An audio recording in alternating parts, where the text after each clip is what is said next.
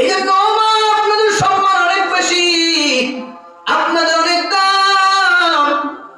আপনি হইলেন আমাদের মা খাদিজার মা, আপনিও মা ফাতেমা রাদিয়াল্লাহু তাআলা আনহুমা, আপনিও মা হাসান বসরির মা ও মা, আপনিও মা আনোয়ার শাহ কাশমীরের মা ও মা, আপনিও মা আল্লামা জুনায়েদ বাবুর মা ও মা, আপনিও মা আহমদ শফি রহমাতুল্লাহের মা ও মা।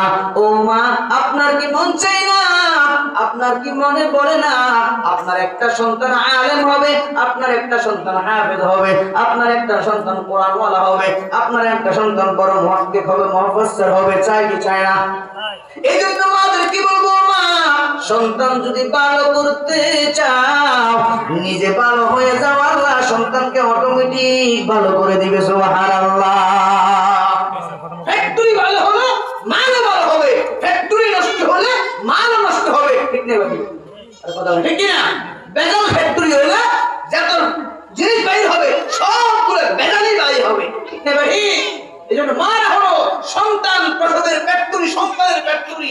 মার ফ্যাক্টরি যদি ভালো হয় তাহলে সন্তানগুলোও ভালো হবে,